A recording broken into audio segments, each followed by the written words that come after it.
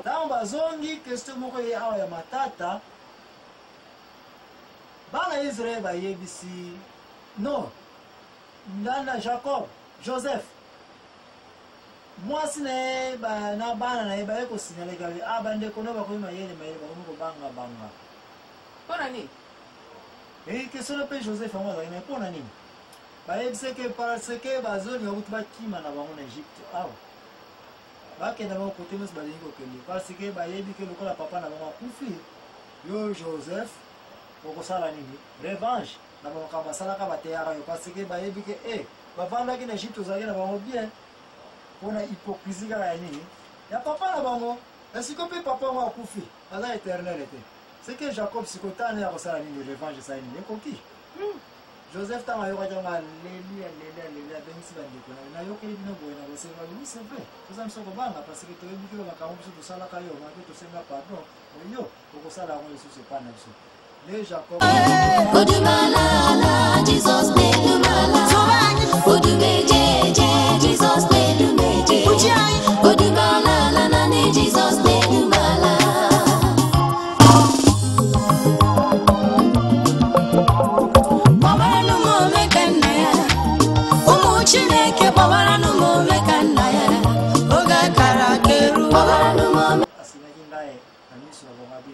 jamais que ça va rappeler pour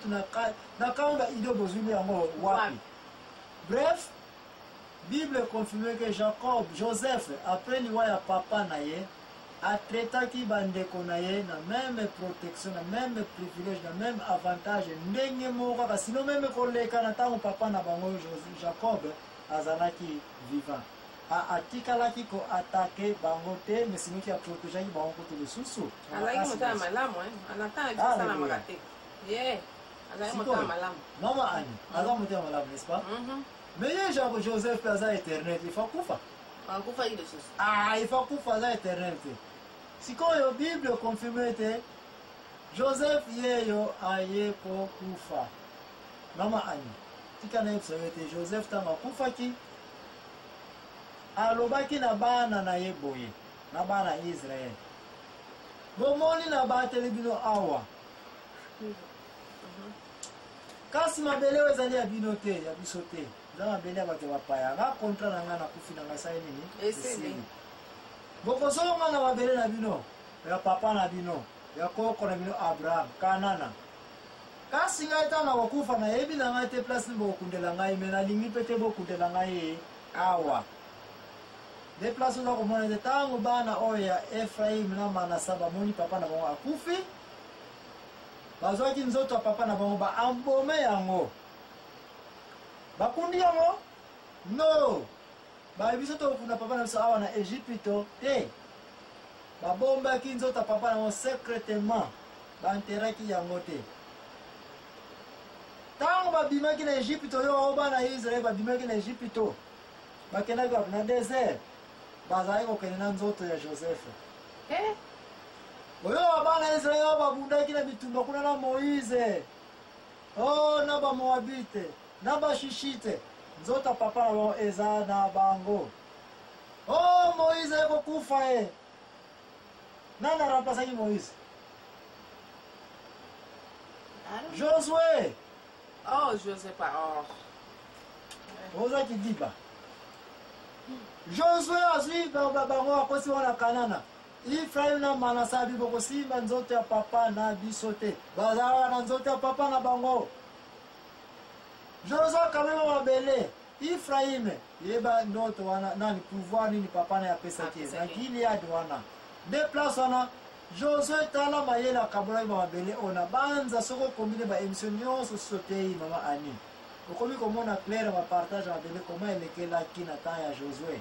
Okoya komona Josué ayeko za mabele wabeli koma Sechem. Apesa ona nani na Ephraim na Manasa. Sechem mama Ani village wana banani. Place ba vile la dina. Place ba vile dina. Etamba vile dina mwana yeko bota nani? Azenati ke mama ba nani? Mama ba Manasa na Ephraim. Moi c'est Joseph. Joseph azu Sechem apesi ya mwana bana oyo alibino boko za mabele ya nini? Ya bakoko na kote ya mama na bino ba para na bango. Place ba vile la dina.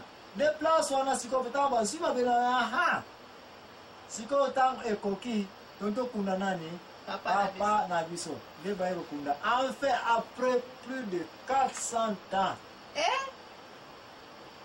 wana kutu baefraim oza koyoka bamonaki 3 génération tanga bible bakoyebisa ke efraim na manasa toyebi te bato nini bango baviva na peut-être ta banoye bakovivre na ntan wana bato so baye kovivre ta molai ce sont de efraim na manasa bana oyo josé babenisa bango na ndenge moko ya somo ke bamona na bankokonkoko na bango josé ntango azokabla mabele baefraim na manasa baza nanu vivant konte bato bautaka na egypte baleka madesert bakufa te baefraim na manasa konte bango bato bampaka oyo bakotaka na kanana baefraim na manasa oyebisi bitumba oyo eza koleka bref tika napesa histoire oyo to conclusion oyo noma ami na bible basite to baplace ya minene eza nango kaka misato oyo tokoki kokonte basantu nyonso totanga na bible bakundeli bango to basalela makambo place ya liboso na bamabele ya manasa na efraim silo eza wana gilead eza wana place oyo bitumba bagédeon bazalaki bato banani manasa obie efraim kaka ebongo nani mwasi oyo debora efraim na manasa kaka bazalaki israel nyonso yokaa le 12 tribu mwana moko ya le 12 tribu akontrola le 12 tribu ya israel neti kaka efraim na manasa aza te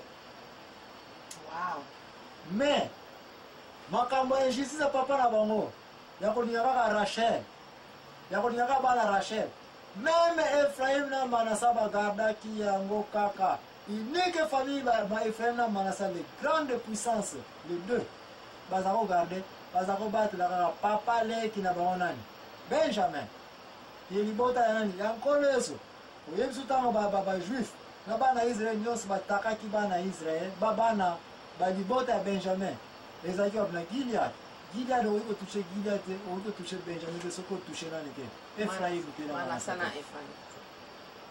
efraim vi na bango nyonso barekolesaki papa leki na bango nani benjamin josé lokola ayebaki yango alobi ke ntango na kokabola bamabele apesaki mabele ya beteleme cimetière ya nani ya Rachel mama ya benjamin na joseph apesaki ko contrôle ya nani na benjamin epuis arenforce bango su na nani na efraim na manasa mais précisement efraim ke mwana loboko ya mobali oyo babenisaki ke yo batela bapapa leki na banani Benjamin okoki kotushe libota ya nkolo te soki omeki kotushe yango kiyeba benjamin kotushe efraim force nyonso ya israel c'était efraim etina lata lelo oyebi hebron bapalestinien eza na se ya contrôle ya baefraim donc soki na hebron oza kotushe banani baefraim tina data lelo mais baefraim kobosana te na hebron wana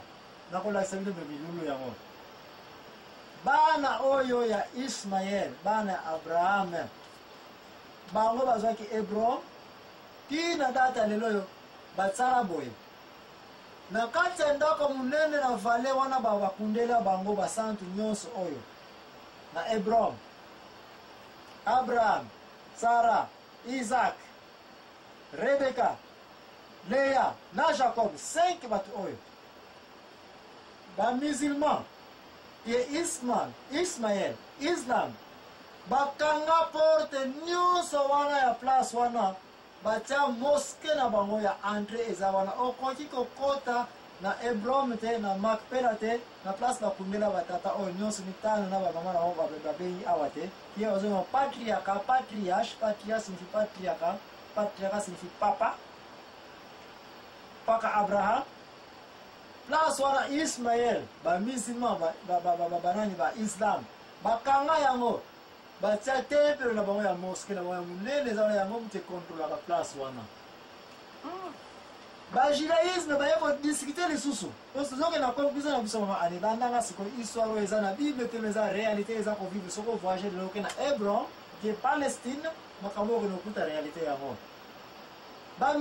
baislam ke bajuda ke bajuif babike biso mpe abraham aza nani papa na biso makambo oyo kota na discussion na oni na badiscussion ndenge na ndenge bepita ya bana avant kutu Jésus Christ tina ta Jésus tina data lelo babi biso pe il faut toza na représentation place wana ne bango enfin bapesa bango Isaka na mire ya place cercueil ya Isaac ezali nde bajudaïsme baye kozwa su mwa ya bango sivi mwa tempele lisusu baye batongi lisusu wana eza korepresente ke biso toza kozwa contrôle nani ya Isaka ozolandanga ebongo bachrétien so baye saku balibino bamisina bozwi place na kati ya Hebron na Makpela na cimetière wana po bobatelaka nani nzoko Abraham biso mpe Abraham aza tata na biso epuis Jacob mpe ya biso bachrétien biso mpe fo tozwa parti nde na pembeni sikoyo ya cercueil ya ye Jacob wana na mire wana